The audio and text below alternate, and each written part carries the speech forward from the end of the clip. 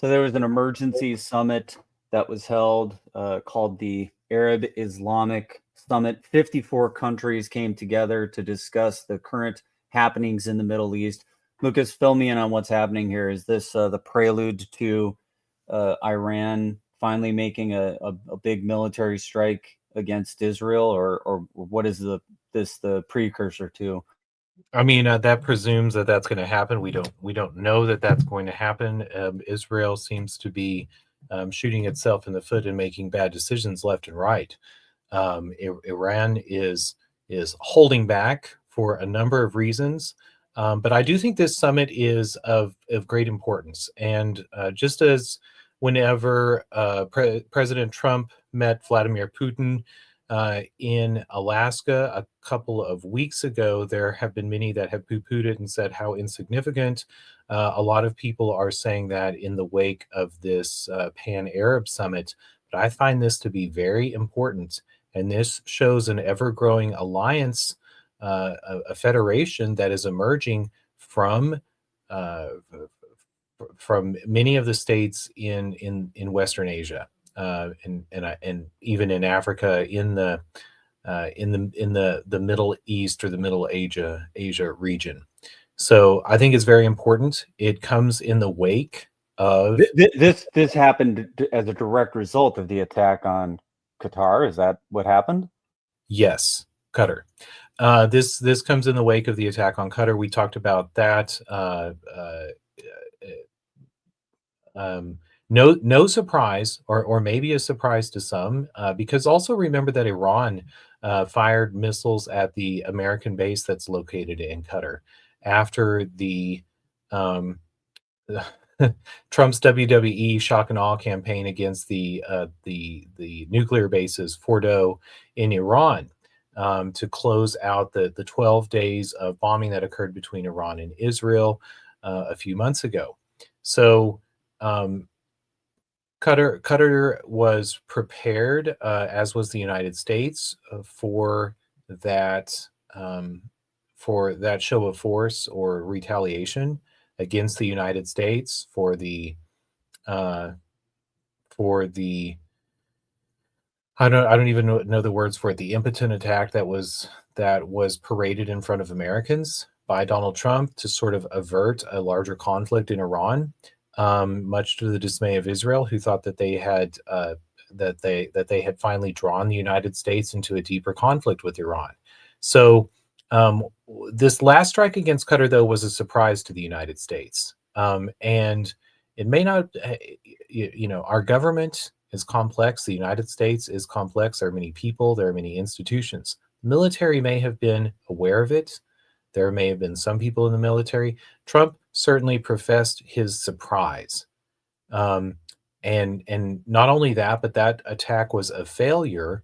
The the the ceasefire, the Hamas diplomats who had been gathered in Qatar for talks about negotiating an end to the Palestinian-Israeli conflict, um, were targeted for assassination by Israel, and somebody tipped them off beforehand. And although some of the family members of the diplomats were killed, the diplomats were all evacuated from the room, from the building before that strike struck. And I've heard many reports, whispers that that was Turkey, which also gets interesting when we think about some of the precarious alliances that Israel has made with people who don't necessarily see the world or their identity in the same way as Israel. But long story short, the Muslim Islam nations or the Arab and Muslim nations have gathered and held a conference together, and for those who were expecting a concerted military attack in the wake of that, I think they have the wrong expectations. But what they're preparing for is for coordinated retribution, or for joining and forging a stronger alliance should Israel continue to attack all of their neighbors.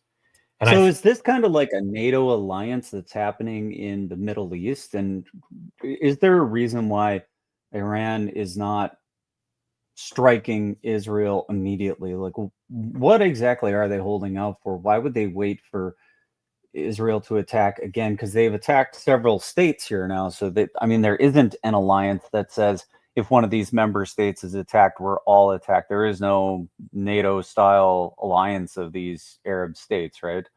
So when it comes to these attacks that we think about that occur in our world today, especially from the United States, we should be aware that there are attacks that the United States can make that have a low level of return lethality or immediate return lethality on American lives, and we use those attacks pretty flagrantly. And by those used to be through missile, through the air, through missiles and through aircraft. Now we also use drones. Some of our upper hand in that regard has been leveled with other countries, especially Iran, building out drone technologies. But when we also look and say, what who has control of the aircraft that we've sold around the world?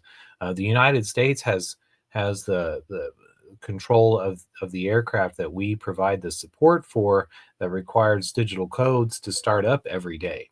And so they're going to be very wary about assuming the same tactics that the United States does in picking on smaller countries around the world. But the United States very rarely puts overtly boots on the ground, and I say overtly because we do use covert operations, covert teams, our special forces. The special is a euphemism for covert, and covert is a morally ambiguous term. We should be asking ourselves why those moves aren't overt. Um, but the United States is very reticent to put large numbers of soldiers, boots on the ground. We did so in Afghanistan and Iraq, but even those conflicts were led by lots of firepower from the air. Now, you asked why is Iran not turning around and bombing the hell out of Israel? I think this comes from looking at the failure of the United States in their in their use of the military since the World War II. And I say that, like, let's look at the conflicts that the United States has engaged in since World War II, and let's also bear in mind that the United States loves to talk about the losses that we incurred and the win we took against Germany and the Allied powers in World War II.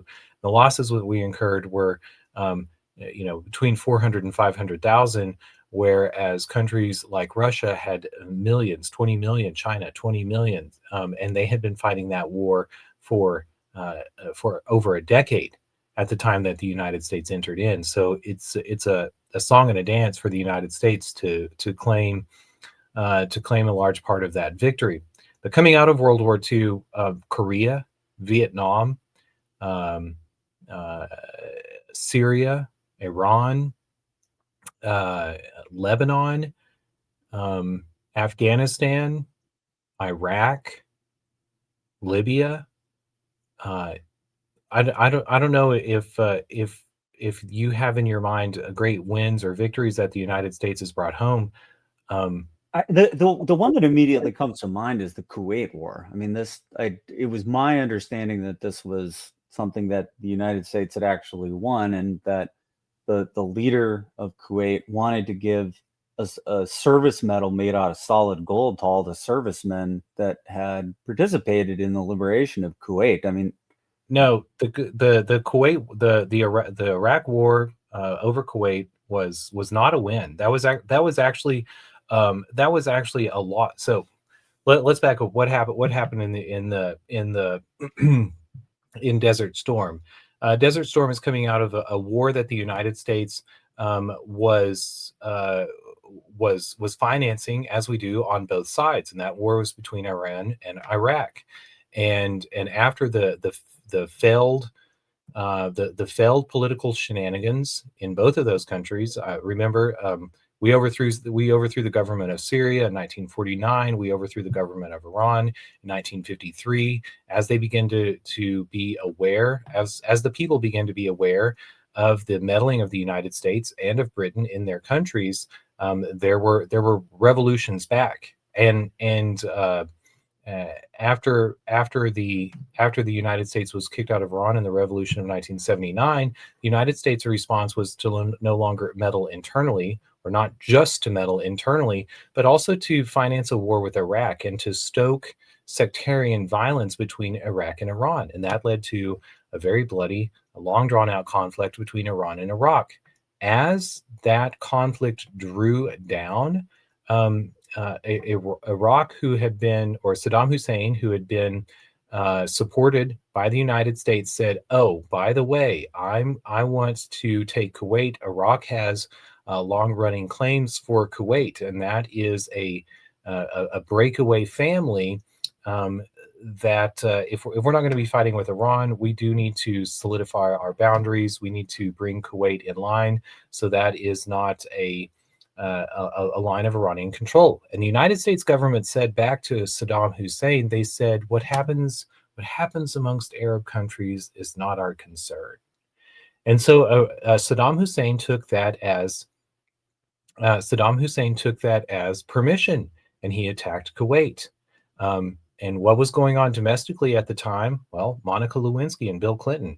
And Bill Clinton and the Bill Clinton cabinet turned around and said, wouldn't it be terrible if there was a war somewhere else in the world, and the United States people were no longer looking at this domestic scandal that's going on in the United States? And oh, even worse, God forbid that they begin to look deeper into the Iran-Contra affair and begin to look into how the United States was supplying arms to both Iran and to Iraq. And oh, wouldn't it be even worse if they begin to understand that the United States, the deep state, paid off the Iranians not to release the hostages under Jimmy Carter, so that Ronald Reagan would be successful in the election, and already had cut a deal with Ronald Reagan to release those hostages the moment that he, or before he even entered office.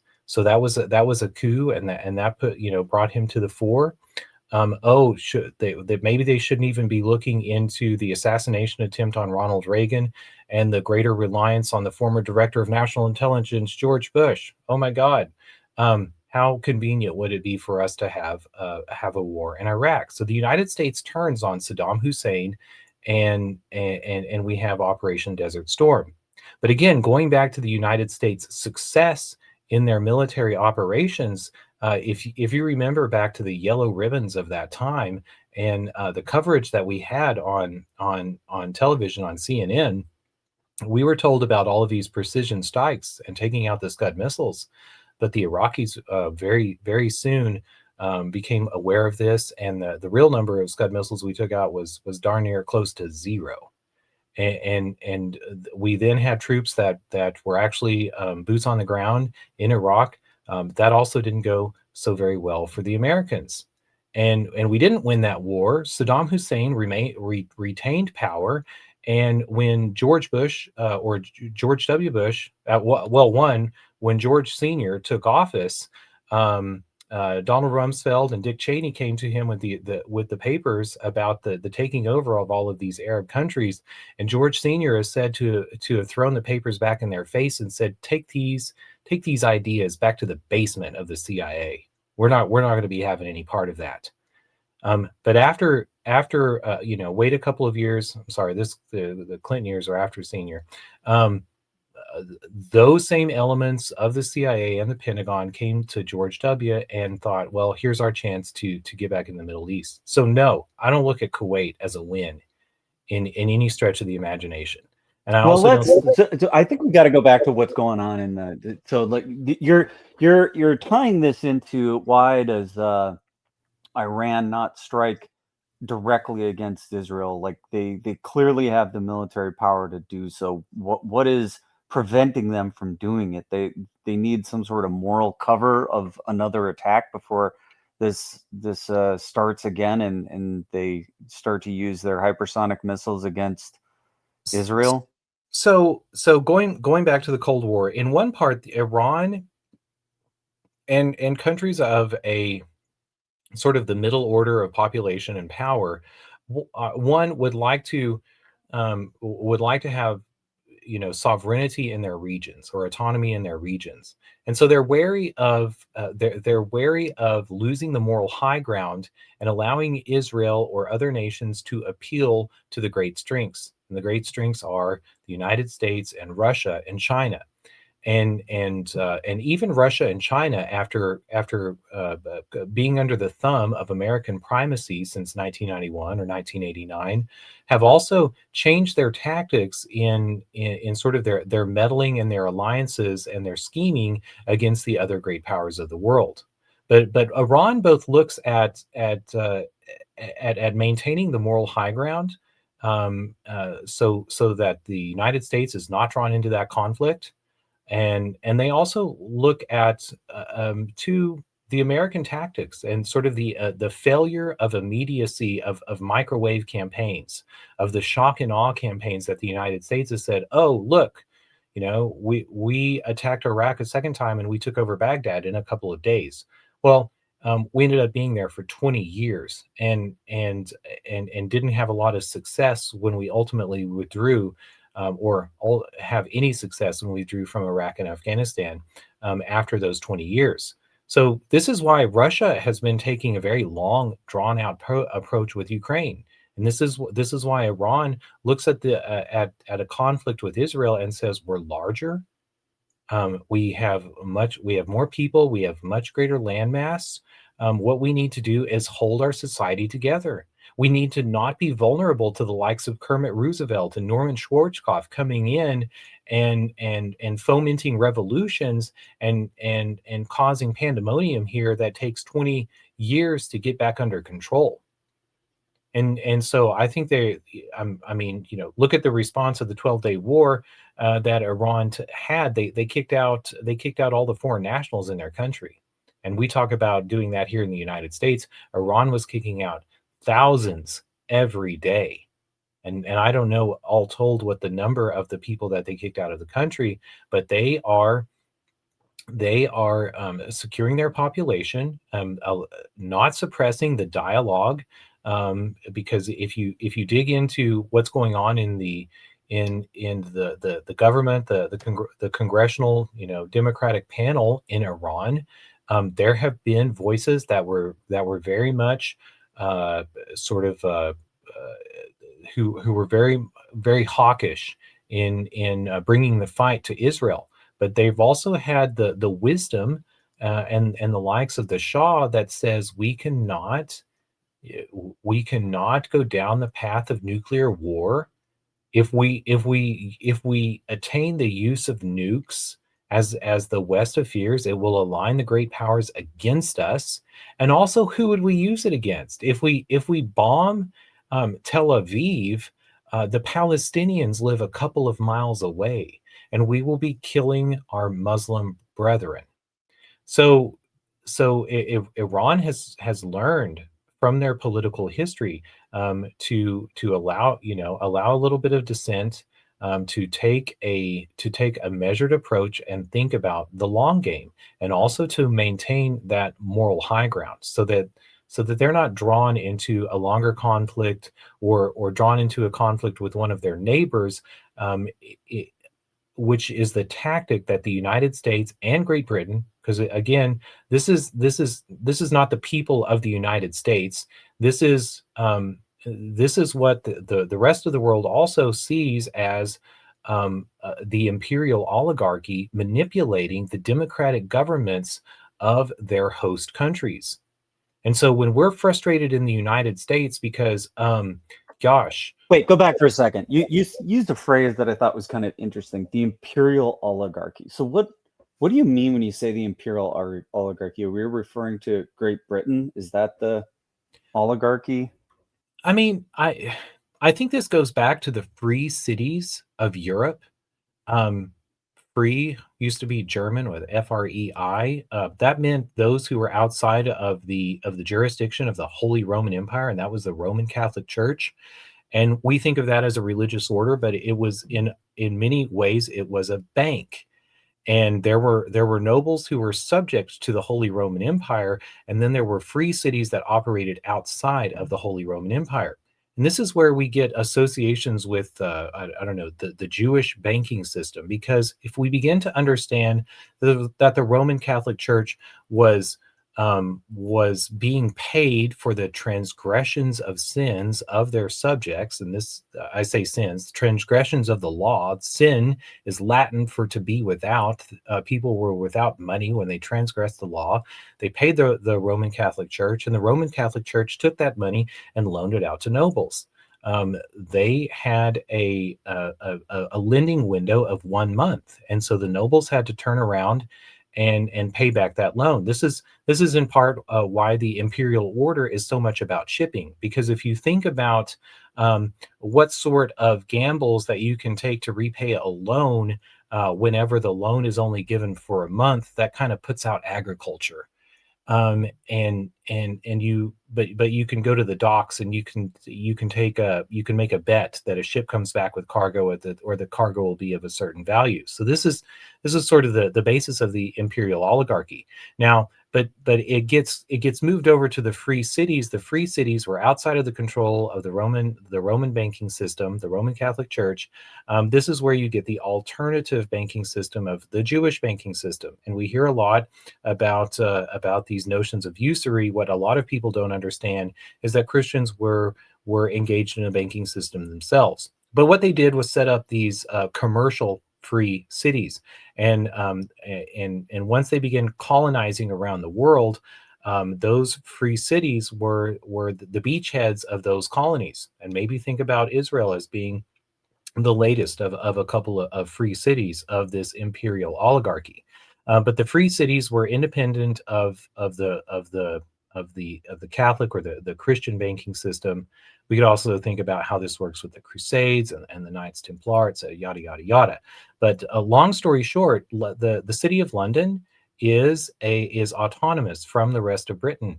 Um, the city of New York was for a long time a commercial city under its own charter, and had a very different political backing and people here in the United States, from the other from the, the Puritan colonies of New England. And this is sort of how this order has been piggybacked here into the United States. And a lot of Americans are aware that there are rules for Main Street and rules for Wall Street. Well, Wall Street goes to this imperial oligarchy who was very interested in cheap labor, slave labor in the United States, and the production of cotton or tobacco, and later cotton. Um, uh, that's how the United States works into this imperial order that predates us. And because we're so fixated on things like the Constitution and internal conflicts, and we say, oh, the Revolutionary War was about breaking away from England. Well, the sad truth of the matter is that we never truly broke away from England, and we had to fight that battle again in 1812. We fought that battle again in 1861 and 1862. The Confederate States were very much aligned with the imperial oligarchy. They were about that cotton trade, and even Abraham Lincoln understood this at the time. He rushed to New York on the outset of the Civil War to make sure that the access point of the imperial oligarchy into the United States was cut off, and that New York City was going to be aligned with the Union and American nationalism of the Union. But again, going back to the veil of the imperial oligarchy, other colonies of the world have begun to understand that Americans have been taken advantage of, and think that they have this notion of democratic control of their government, but that doesn't bear out. and the American people can talk about, sending missionaries and Christian values and engaging in trade with other countries of the world, but in reality they're being hoodwinked by their government. And their government has very different, I say their government, a deep state, a bureaucratic element of their government that has much much different interests um, than the wishes of the voters of these various democracies.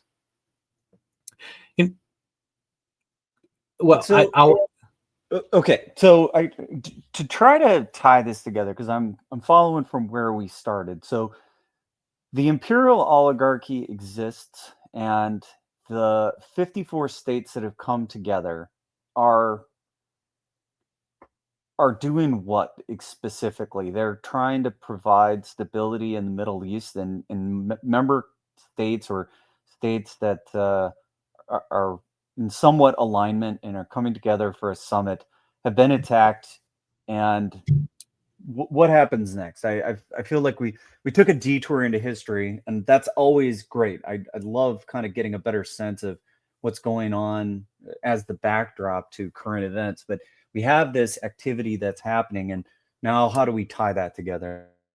So I think what's very important to understand here is that the modus operandi of the imperial oligarchy in maintaining its control of its commonwealth and colonies around the world is to stoke sectarian violence, to drive wedges between those people there. This is why when it came to Charlie Kirk, I'm so interested in how the narrative has been about left and the right, and how I'm very wary that again interests that are broader than any one nation state are looking to drive those to bring to light and um, to uh, to give give more attention to those differences. Well, this is how the United States has long fomented dissent, kept the countries of that area against each other. Think about how the CIA turns towards the religious extremists and gives them money and gives them guns. So think how the CIA does that. The NED, National Endowment for Democracy, and USAID are doing that in all of the various countries around the world. If you can one, on the face of it, have a narrative about a democratic expression and everybody having a seat at the table, but then you're turning around and finding small minority parties or people, groups with views very much outside the mainstream, and you're amplifying their voice. Then you have a recipe for a constant struggle, and you can easily go take advantage of these various areas. So again, the Arab and the Muslim nations are very aware of the United States in courting extremists and building up networks like Al Qaeda. The United States built up Al Qaeda to fight the Russians because we were worried about communist influences back during the Cold War. Later, we built up ISIS, and we fomented a different type of religious extremism so that we could again have a second volley of trying to overthrow the broader mainstream governments there. So it's very important that they begin to understand this and to engage in communication and engage in agreements that say, hey, this is what my intent is. Having discussions about coming together and providing for their national defense, having some sort of central identity is very important if they are to if they are to liberate themselves from the machinations of the United States, of Britain, primarily. But again, that's not the people of Britain. That's not the people of the United States. Those are the financial institutions, the global corporations that are owned by the financial institutions that turn around and tell Americans, America business interests are American interests. No, that's not true. That's not true. It was never in our interest to overthrow and kill millions of people around the world.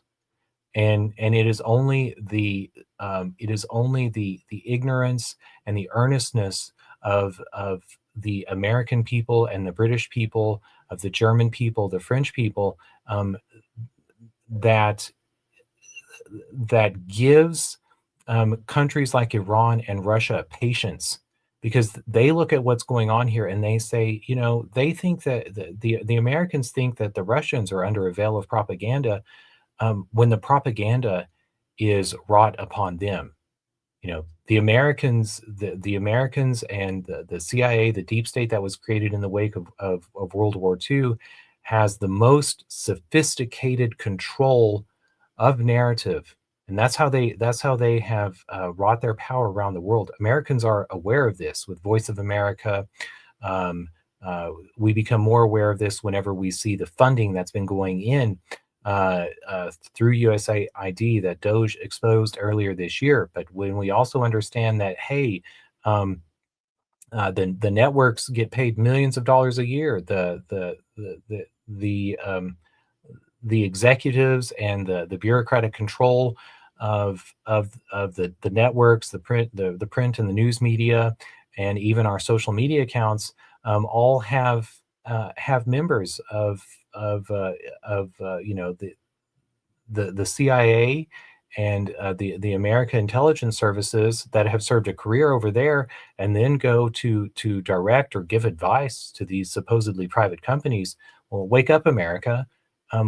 We're under a veil of propaganda, and that veil of propaganda has been placed upon us by the Imperial Oligarchy.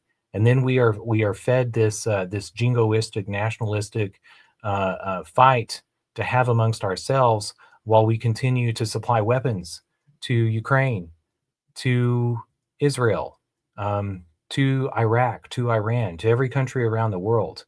The reason that Iran is patient is because they need for us to wake up.